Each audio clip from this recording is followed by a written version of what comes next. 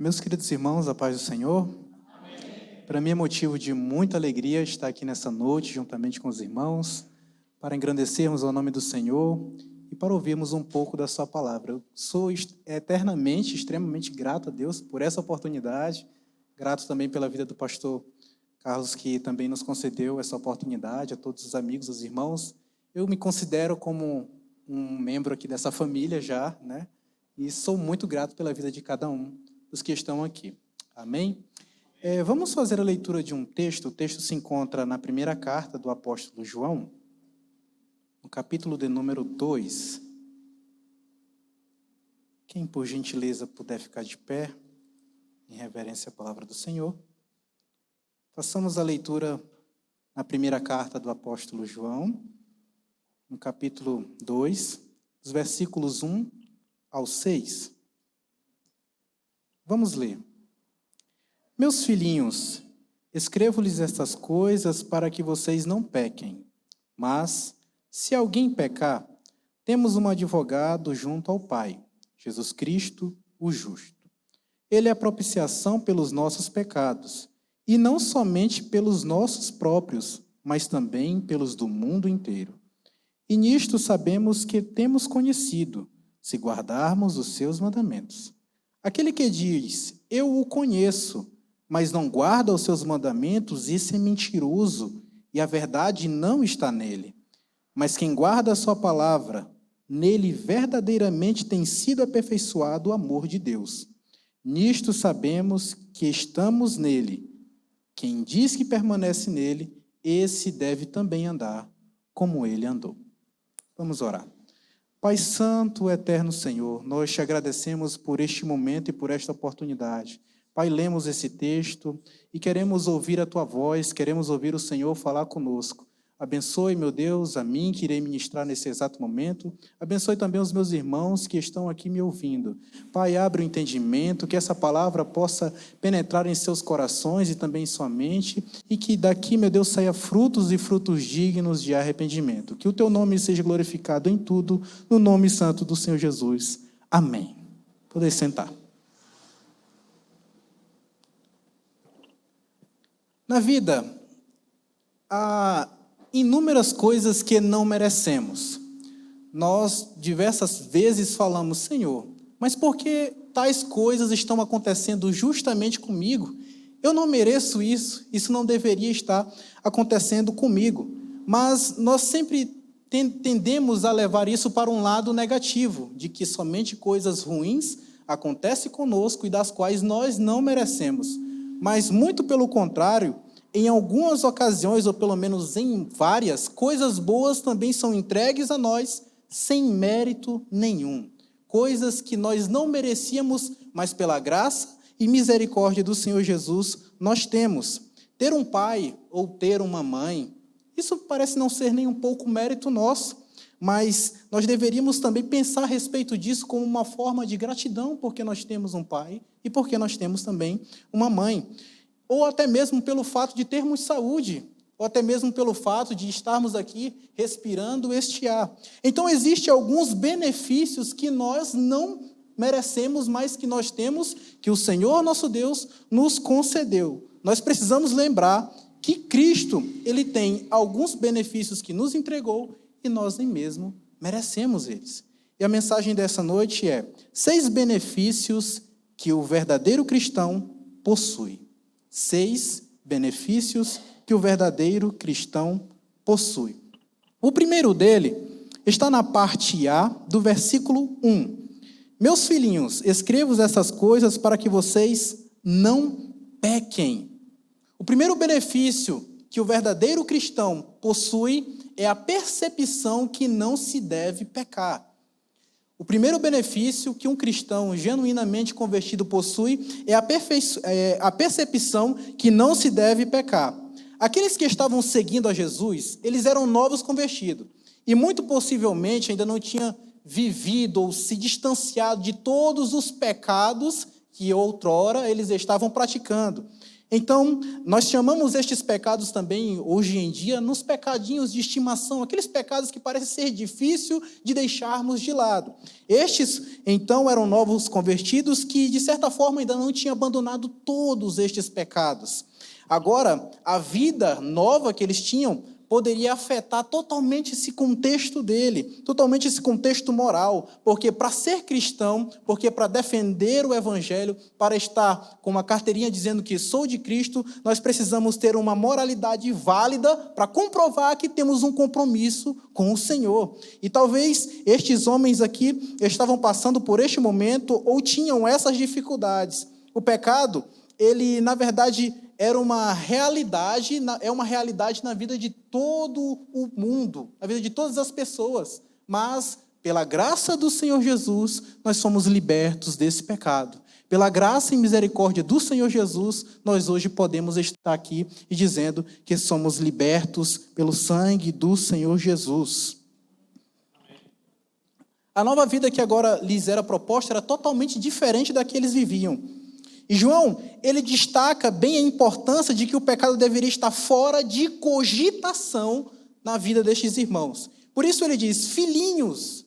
Esse termo filhinhos, possivelmente é porque João estaria em uma idade já avançada e também um termo carinhoso, na qual ele estava se tratando com os irmãos. Ele diz, filhinhos, vocês não podem pecar.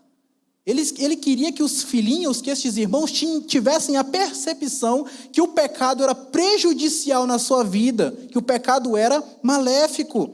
E ter a percepção que não se deve pecar, sem dúvidas, é um benefício que o cristão possui. Mas por que devemos ter a percepção de que não devemos pecar? Primeiro, foi o pecado que distanciou o homem de Deus. O pecado de Adão nos fez inimigos de Deus. A desobediência ao mandamento nos distanciou do Criador. E perdemos a nossa comunhão.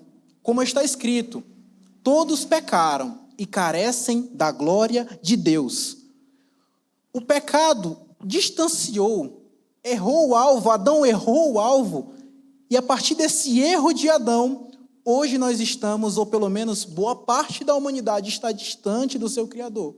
Estamos distante do nosso relacionamento primário, por conta do pecado. Nós temos que ter a percepção de não pecar, porque foi justamente por causa do pecado que nos tornamos inimigos de Deus. Por conta do pecado que também perdemos essa comunhão primária para com o Pai. O mundo está distante de Deus por conta do pecado. O mundo está distante do seu Criador por conta do pecado que entrou no mundo através de Adão. Existe uma canção que diz o seguinte, o pecado não consegue esconder a glória de Jesus ou a imagem de Jesus que existe em você. Isso é passivo de dúvida, porque se o pecado nos distanciou do nosso Criador, se o pecado nos distanciou de Deus, como ele não pode ofuscar isso? O pecado, ele é maléfico na vida do ser humano, na vida de todos aqueles nas quais o praticam. E nós devemos nos distanciar do pecado. Nós devemos ter a percepção de que não devemos pecar, porque foi o pecado que nos distanciou do nosso Criador. O pecado nos distanciou de Deus. E se nos distanciou de Deus, ele é maléfico. Ele não deve estar habitando em nossas vidas. O pecado nos distancia de Deus, sim. E se estamos distantes de Deus, é impossível termos uma comunhão com Ele. Porque ter uma comunhão com Ele é estar próximo dEle, viver de acordo com a sua palavra. Segundo motivo pela qual nós devemos ter a percepção de que não devemos pecar, é porque foi pelos nossos pecados que Cristo morreu na cruz. Foi pelos nossos pecados que foi cravado o Filho de Deus no madeiro. Jesus morreu na cruz por causa do pecado da humanidade. Nenhum homem deveria ou poderia pagar o preço devido. Mas Jesus Cristo, com seu sacrifício perfeito, ele pagou. Então o Filho de Deus, ele se encarnou de forma humilde e totalmente humilhante, morreu na cruz do Calvário. Passou pelas mesmas dores que eu e você. Nasceu, foi totalmente preciso ali de ajuda e auxílio quando era criança. Ele se tornou vulnerável, estava vulnerável por conta do pecado da humanidade. Foi os nossos pecados que colocaram Cristo na cruz. O Filho de Deus morreu na cruz pelos meus e seus pecados. Será que isso não deveria nos deixar na percepção de que não devemos pecar? Cristo morreu na cruz por conta dos meus e seus pecados. Será se isso não deveria nos fazer refletir que eu não devo mais pecar? Que eu não devo mais continuar na minha vida de pecado? Ou nos pecadinhos de estimação que outrora eu tinha e já era para ter abandonado, mas continuo tendo. Como já dizia Spurgeon, se Cristo morreu por mim, eu não posso brincar com o mal que matou o meu amigo. Não podemos brincar com o pecado, porque foi através dele, dos meus e seus pecados, que Cristo morreu na cruz do Calvário. Por conta dos meus e seus pecados, ele foi cravado na cruz. Quantas vezes nós, mesmo sabendo os males que o pecado traz, devidamente estamos pecando. Constantemente estamos pecando. Intencionalmente estamos pecando. E sabemos que o pecado é maléfico e continuamos a pecar e praticar os mesmos erros. Jesus morreu na cruz para nos livrar da condenação do pecado. Não podemos amar este mal que levou Jesus para a cruz. Tenhamos sempre essa percepção de que não devemos pecar contra Deus. Este é o primeiro benefício que o verdadeiro cristão possui, é ter a percepção de que não deve pecar. E glória a Deus, porque nesta oportunidade estamos aqui com essa casa, com os irmãos, que têm essa percepção de que não deve pecar contra Deus, de que não deve pecar contra o seu irmão, de que não deve pecar, porque foi através desse pecado que Jesus Cristo morreu na cruz. Mas também tem um segundo benefício pelo qual nós, o verdadeiro cristão, possui, o segundo benefício pelo qual o verdadeiro cristão deve possuir, ou pelo menos possui, está na parte B do versículo. Mas, se alguém pecar, temos um advogado junto ao Pai, Jesus Cristo, o justo. O segundo benefício que o verdadeiro cristão tem é Jesus como seu advogado. Jesus agora ele deixa bem claro que o verdadeiro, ou João deixa bem claro que o verdadeiro cristão, ele possui um advogado. Ele também destaca que esse advogado é Jesus e que ele é justo. A palavra grega aqui é parakleton, que nesse contexto significa alguém que defende. Essa aqui é aquela ideia do advogado de defesa. Mas, porém, esse advogado aqui, ele não nos defende de que somos inocentes. Muito pelo contrário. Ele sabe que somos culpados, ele sabe que não somos inocentes, ele sabe que nós somos depravados, mas mesmo assim ele reconhece a humanidade, reconhece que a humanidade é culpada e apresenta a sua obra vicária em favor de nós. Ele substitui a nossa culpa. Ele faz isso em forma da nossa absolvição. Ele morreu na cruz do Calvário, ele fez isso, é o nosso advogado, e esse advogado não defende que nós somos puros ou que somos totalmente limpos, mas ele defende que somos pecadores e que precisaríamos dessa obra redentora. E ele assim o fez. Ele nos defende porque foi através dele, dessa obra vicária, dessa obra substitutiva, na qual era para mim e você estarmos lá, que justamente ele advoga por nós, ele intercede por nós. Ele é o nosso advogado, ele é o nosso defensor, porque não poderíamos, através das nossas próprias forças, nos defender, mas ele nos defendeu. Jesus é o nosso advogado, ele é justo, ele intercede por nós, ele é o nosso advogado de defesa, mas nós não somos os inocentes, nós somos culpados, nós merecemos a condenação, nós merecíamos a condenação. Mas ele morreu por nós. Ele pagou a nossa culpa. Ele se colocou no nosso lugar. Ele fez a nossa absolvição. E hoje nós não estamos mortos em nossos delitos e pecados por conta dele. Hoje nós não estamos mortos espiritualmente por conta dele. Spurgeon, ele tem uma outra frase que diz o seguinte: quando falarem mal de você, não fiquem chateados, porque você é muito mais pior do que eles pensam. Muito pior do que eles pensam. O ser humano é totalmente depravado.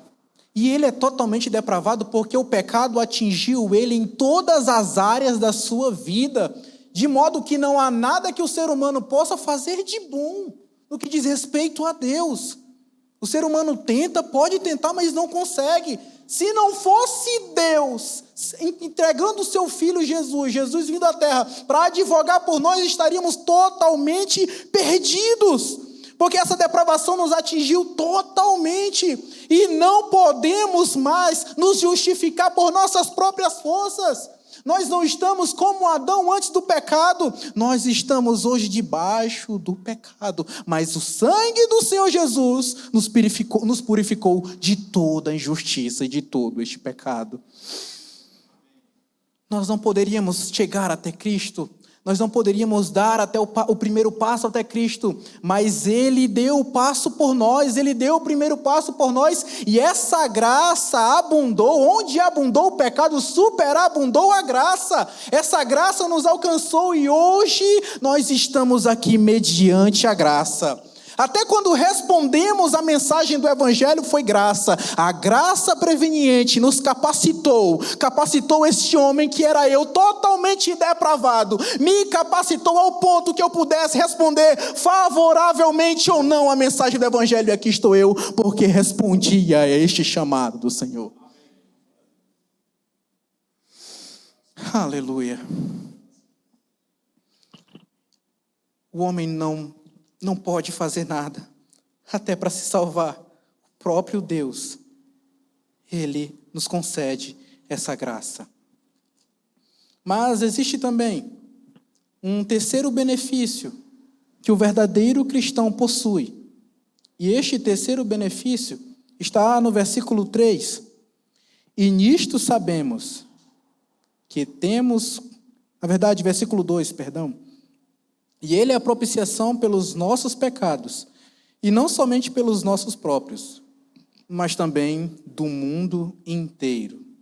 O terceiro benefício que o verdadeiro cristão possui é Jesus como propiciação. Nós temos Jesus como propiciação. João, ele utiliza aqui a palavra hilasmos, que significa espiar ou propiciar. E propiciar se referia a uma forma de aplacar ou satisfazer a ira de um Deus cujo padrão havia sido violado. O termo ele faz alusão aos sacrifícios que eram oferecidos para expiação no Antigo Testamento, ou seja, algo teria que morrer em lugar de algo. E ele chama também a atenção ao fato de que a morte de Cristo, ou na morte de Cristo, foi satisfeita a justiça de Deus, que exigia que o pecado fosse punido. E com esse alicerce na obra de Deus, hoje nós sentimos o perdão dele. Nós sentimos o perdão de Deus e a purificação através desse sacrifício de Jesus. Sentimos o perdão e somos purificados através da obra do Senhor Jesus, através dessa propiciação que significa dizer que Ele morreu no nosso lugar. Essa expiação que na verdade era para nós estarmos lá, mas Ele morreu em nosso lugar. Nós temos esse benefício, Jesus morreu em nosso lugar. Mas atente bem, eu quero dividir aqui, pelo menos em 2 pontos, de a forma como essa propiciação ocorre, ou para quem essa propiciação é, e João deixa bem claro. Primeiro, que essa propiciação é pelos nossos pecados. João deixa explícito que essa propiciação é pelos pecados nossos. E quem são esses nossos? Ou quem está incluso nestes nossos? Esses nossos vão estar se referindo aos crentes em Jesus. Aqueles que tinham Jesus em sua vida. Aqueles que tinham Deus em sua vida. Jesus é a apropriação pelos pecados dos crentes, pelos nossos pecados. Ele morreu na cruz por conta dos nossos pecados. A propiciação é por nós. Irmãos, nós estamos aqui reunidos nessa oportunidade. Já aceitamos a Jesus, já cremos nele. Então que tenhamos a certeza que Jesus é a propiciação pelos nossos pecados. Que Ele morreu no nosso lugar. Que nós merecíamos a morte, mas Ele nos substituiu. Nós cremos nele. E porque cremos nele, o sacrifício vicário é válido. Sua expiação foi pelo seu povo. Nós não merecíamos, mas ele nos substituiu. Ele satisfez a ira de Deus, pagando o preço pelos nossos pecados. Que nós possamos sempre louvar a Deus, glorificar a Deus, bendizer a Deus, porque ele morreu em nosso lugar. Porque nós não tínhamos capacidade de nos salvar, mas ele nos substituiu. Ele é a propiciação pelos nossos pecados. Mas Jesus também não é a propiciação somente pelos nossos pecados. E o segundo ponto que eu gostaria de destacar dentro deste ponto é que Jesus é a propiciação pelos pecados também do mundo inteiro. Não somente dos nossos, o autor deixa claro, mas do mundo inteiro. No judaísmo, essa expiação ou sacrifício era destinado apenas ao povo de Israel. Mas o sacrifício de Jesus não foi somente para o povo de Israel. O sacrifício de Jesus foi até por aqueles que escolheram permanecer inimigos de Deus. Aqueles que escolheram permanecer distantes de Deus, longe de Deus. O sacrifício de Jesus, ele é suficiente para toda a humanidade. Mas ele só é eficaz àqueles que creem. É preciso crer. E há uma grande dúvida, ou pelo menos um grande debate, acerca desse sacrifício ser suficiente a todas as pessoas e não salvar a todas. Mas isso é porque a regra para ser salvo, nesse sentido, é que creia em Jesus. Deve crer em Jesus para ser salvo. O ensino fundamental das Escrituras é que o mérito do sacrifício do Senhor Jesus é aplicado em benefício daqueles que creem. Então, é necessário crer em Jesus. É necessário crer nessa expiação. É necessário crer para que seja salvo. É importante, meus irmãos, que nós realmente saibamos que essa propiciação não é somente pelos nossos pecados, mas pelos pecados do mundo inteiro. E se é para os pecados do mundo inteiro, então não devemos ficar calados. Devemos proclamar esse Jesus a outras pessoas, porque lá fora com certeza tem pessoas que precisam ouvir essa mensagem e Jesus é a propiciação pelos pecados dela também. Não somente pelos nossos que estamos aqui nesse recinto, mas por todos aqueles que estão neste mundo perdidos, vagando, sem nenhuma esperança de vida e de salvação. E a responsabilidade de proclamar o Evangelho é nossa. Devemos proclamar o Evangelho. E como foi dito agora há pouco na EBD, sem distinções de raça, de pessoas, de estados, alcoólatra, prostitutas, viciados, ateus, gnósticos, todos sem exceção. Jesus é a propiciação pelos pecados deles todos. E nós precisamos anunciar o Evangelho a estas pessoas. Se não anunciarmos o Evangelho a essas pessoas, como elas terão Jesus como sua propiciação? Como elas crerão que Jesus é sua propiciação? Se não ouviram, como irão crer? Nós precisamos anunciar que Jesus é a propiciação dos nossos pecados, mas também os pecados do mundo inteiro. Mas também há um quarto benefício que o cristão possui, que o verdadeiro cristão possui. O verdadeiro cristão, ele tem o pleno ou verdadeiro conhecimento de Deus.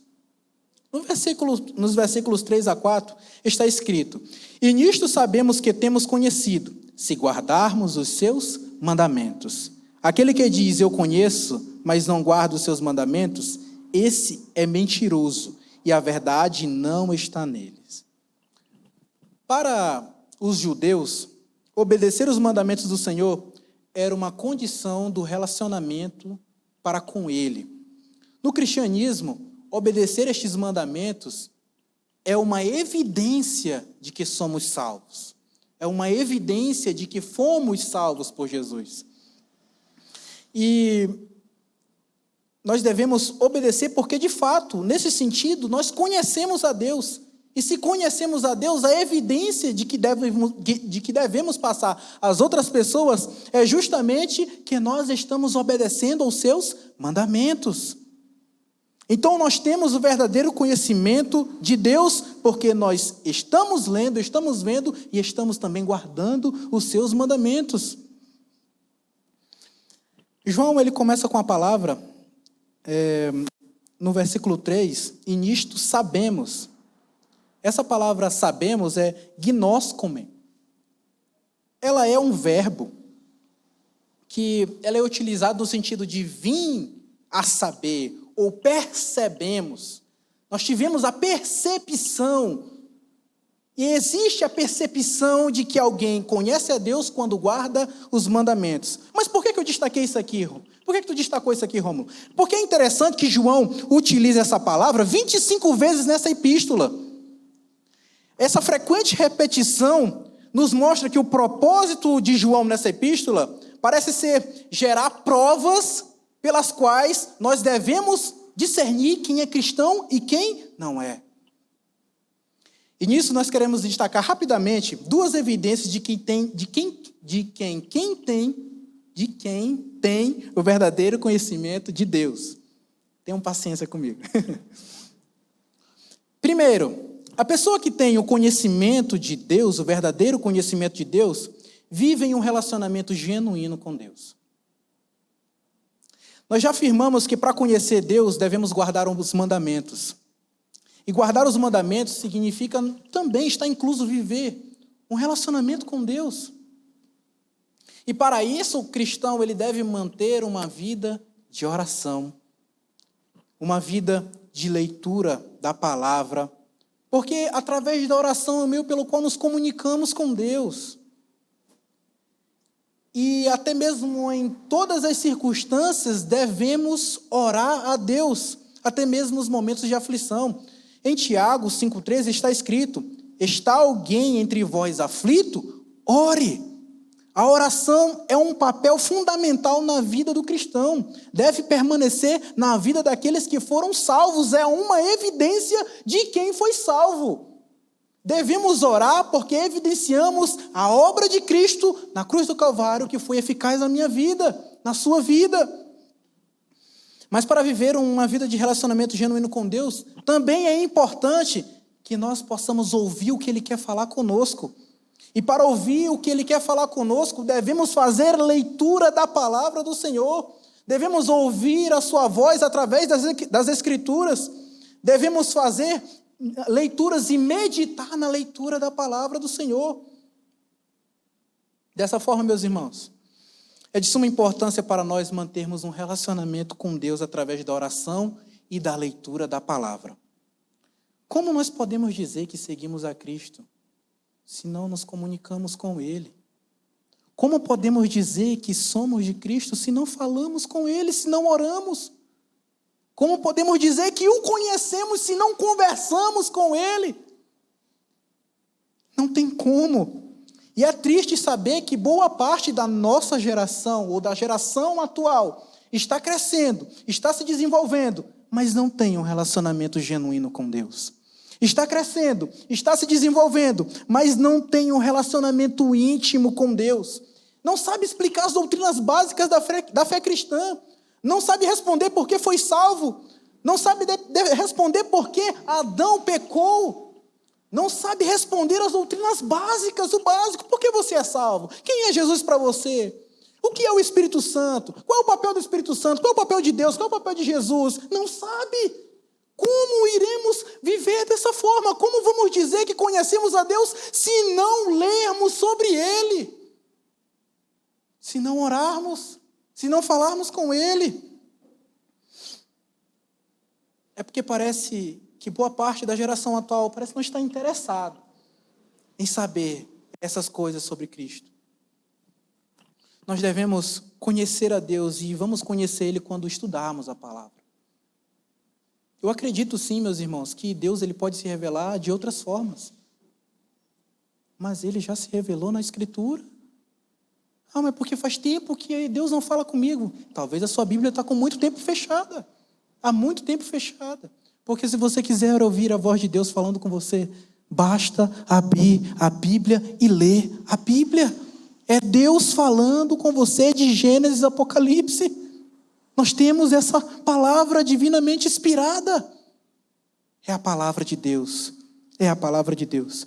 Billy Graham, ele diz o seguinte: estude a Bíblia para ser sábio, creia na mesma para ser salvo e siga os seus preceitos para ser santo. Da mesma forma, nós somos cristãos e devemos orar. Se não nos comunicarmos com Deus, como vamos dizer que o conhecemos? Devemos manter uma vida de contínua oração e leitura da palavra. Agora, existe também um segundo ponto, ou uma segunda atitude que evidencia que temos o verdadeiro conhecimento de Deus. É que aquele que tem o verdadeiro conhecimento de Deus, ele vive uma vida moralmente reta.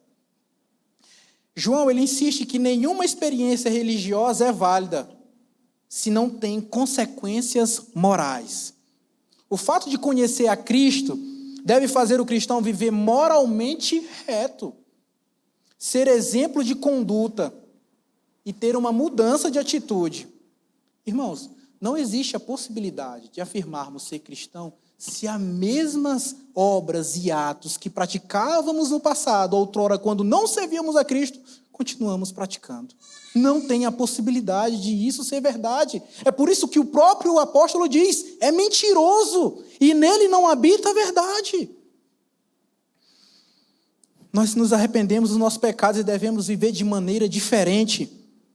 E em 1 Coríntios, no capítulo de número 6, o versículo 9 ao 10, está destacados algumas condutas que não entrarão no céu. Olha só, não sabeis que os injustos não herdarão o reino de Deus? Não vos enganeis, nem os devassos, nem os idólatras, nem os adúlteros, nem os efeminados, nem os sodomitas, nem os ladrões, nem os avarentos, nem os bêbados, nem os maldizentes, nem os roubadores herdarão o reino de Deus. Não há possibilidade de termos vivido uma vida totalmente miserável em pecados e afundada em iniquidade, e quando servimos a Cristo, nos convertemos, dizermos que estes pecados, que essa vida continua conosco. A nossa vida, ou a vida do cristão que verdadeiramente tem o conhecimento de Deus, deve viver de forma reta, moralmente reta.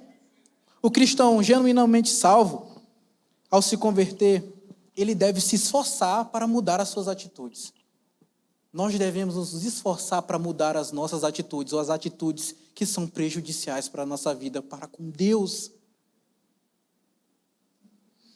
E aquele que insistir e afirmar que conhece a Deus, mas não guarda os mandamentos, esse é mentiroso. Esse é mentiroso. Mas também tem um quinto benefício que o verdadeiro cristão possui. No versículo 5. Mas quem guarda a sua palavra, nele verdadeiramente tem sido aperfeiçoado o amor de Deus. A parte A. Esse quinto benefício que o verdadeiro cristão possui é que ele tem o amor de Deus aperfeiçoado nele. Em contrapartida, João admite que o amor de Deus é aperfeiçoado sobre aqueles que guardam os seus mandamentos. O cristão que ama a Deus, o cristão que diz amar a Deus, em sua vida ele deve guardar os mandamentos. E este que guarda os mandamentos contém o amor de Deus. E este amor de Deus em sua vida é aperfeiçoado. Uma evidência de que temos o amor de Deus é porque obedecemos a Ele. Porque quando amamos alguém, obedecemos, de certa forma. Deixa eu não obedecer minha mãe, não, e nem meu pai. Eu obedeço por quê? Porque eu amo eles mesmo. Amo. O amo e sei que tudo aquilo na qual ele faz para com a minha vida, tanto minha mãe quanto meu pai, é para o meu bem, é para o nosso bem. Então, uma evidência de que amamos a Deus é quando obedecemos a Ele. A nossa atitude em obedecer a Deus evidencia que o amor de Deus está na nossa vida e que Ele está sendo aperfeiçoado na minha e na sua vida continuamente. E ter este amor de Deus nos deve fazer refletir acerca da naturalidade que as pessoas devem perceber esse amor de Deus na nossa vida. As pessoas devem perceber que somos diferentes, que naturalmente existe uma mudança de atitude. é que aquele irmãozinho que está passando ali, ó, ele é diferente. Parece que tem algo diferente nele. É o amor de Deus que está na vida dele. É o amor do Senhor que está na vida dele. O amor de Deus impera nele. E este amor, este sentimento que existe em cada cristão convertido genuinamente, este sentimento nos prova e evidencia que Cristo morreu por nós e que esse sacrifício é válido e foi em benefício da minha vida e da sua vida. Mas existe também um sexto benefício que o verdadeiro cristão possui. No versículo 6 está escrito: quem diz que permanece nele, esse deve também andar como ele andou. Quem diz que permanece nele, esse também deve andar como ele andou. Pela segunda vez, João acrescenta um exemplo mais específico ao princípio geral que ele está afirmando. E esse princípio geral é que, através de tais coisas, evidenciamos que conhecemos a Cristo. No entanto, dessa vez ele fala aquele que diz. Essa fala, ela introduz não uma falsa pretensão, mas uma obrigação à reta conduta. Não basta somente guardar a palavra, temos que andar como ele andou. Não basta somente dizermos que guardamos a palavra, devemos guardar a palavra e andar como ele andou. O cristão deve andar em conformidade do exemplo de Cristo e também dos seus mandamentos. Mas como devemos andar para que os nossos passos estejam de acordo com os de Cristo? E aqui eu pincelei 3 pontos, e já caminhando para o final. Primeiro, andar em amor. Em Efésios 5:2 está escrito: e andai em amor como Cristo, que também amou e se entregou por nós, a Deus como oferta de sacrifício amorosa, com aroma suave. Então, nós devemos andar em amor. Como Cristo andou em amor. E como devemos andar? Em segundo lugar, viver longe da iniquidade. Viver longe de iniquidade. Andando e vivendo longe de iniquidade. 1 de João 3:6. Todo aquele que permanece nele não vive pecando. Toda pessoa que continua no pecado não o viu, nem tampouco o conheceu. E em terceiro, andar em comunhão com os irmãos. 1 João 1:7. No entanto, se andarmos na luz, como ele está na luz, temos plena comunhão uns com os outros, e o sangue de Jesus, seu Filho, nos purifica de todo o pecado.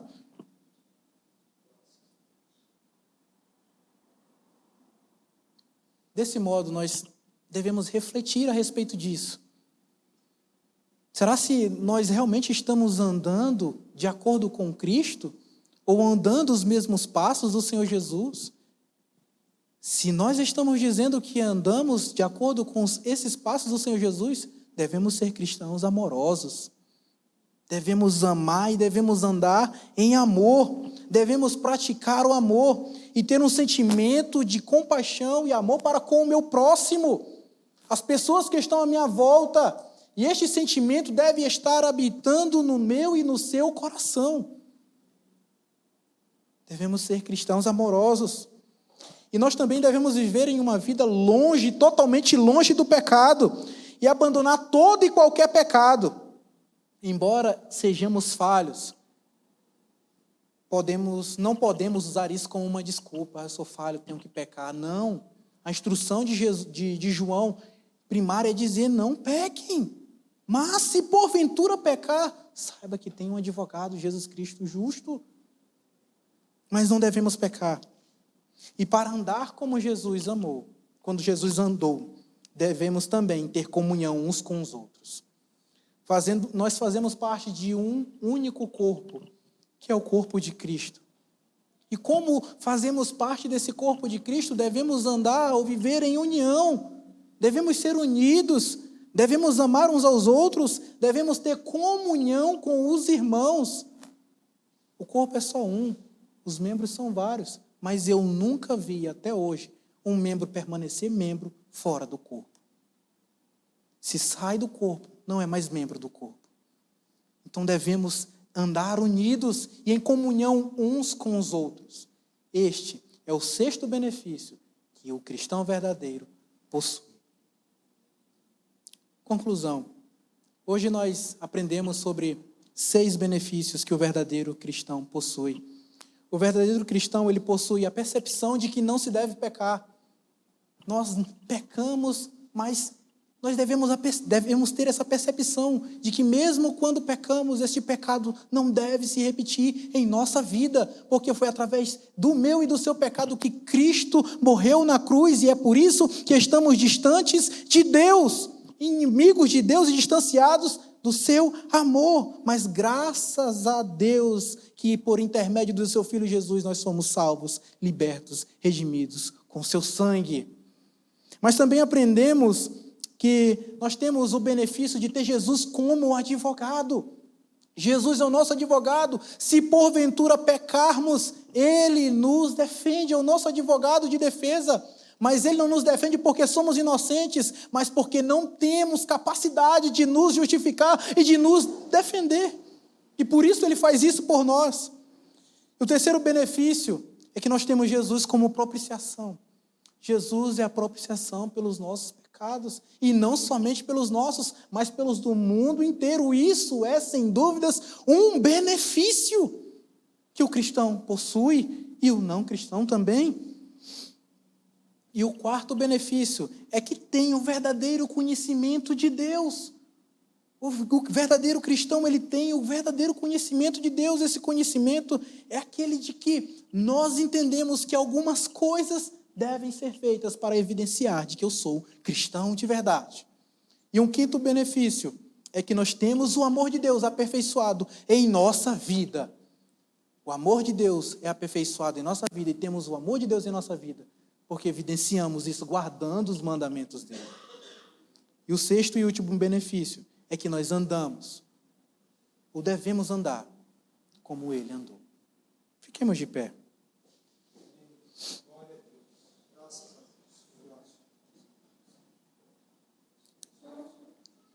Por diversas vezes, nós, às vezes pensamos que na nossa vida não usufruímos de tais benefícios, ou não temos tantos benefícios.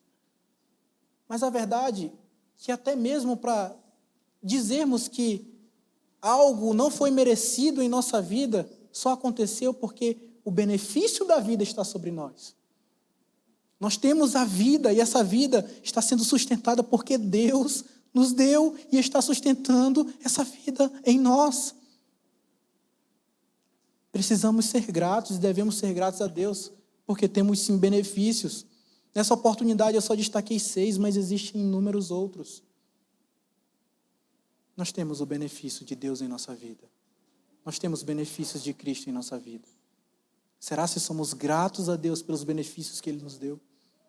Será se somos gratos a Deus por todas essas coisas que foram faladas hoje aqui? Que possamos sair daqui e refletir nessa mensagem. Refletir nestes benefícios que Deus nos deu, mas nós por muitas vezes parece não darmos tanto crédito, ou o crédito necessário, o crédito que deveria ser dado. Vamos orar. Pai, nós te agradecemos por esta oportunidade. Te agradecemos pelo teu sacrifício, meu Deus. E sem dúvidas nós sabemos que temos sim benefícios, meu Deus. Que o Senhor nos concedeu esses benefícios. E obviamente, meu Deus, que não temos mérito nenhum nisso. Tudo é graça, mediante a tua graça, Senhor. Ó Pai, tem misericórdia das nossas vidas e nos faz, meu Deus, reconhecer estas dádivas que o Senhor nos deu, e que possamos, meu Deus, cada dia mais ser cristãos melhores, ser pessoas melhores, moralmente falando, socialmente também e espiritualmente, meu Deus, que nós possamos estar retos diante de Ti, e que o Teu sangue, meu Deus, esteja sempre sobre as nossas vidas, e que o teu nome seja sempre glorificado, Senhor. Nos fortalece, nos ajuda, nos dá ânimo e nos dá vigor. Em nome do Senhor Jesus, nós te agradecemos. Amém e amém.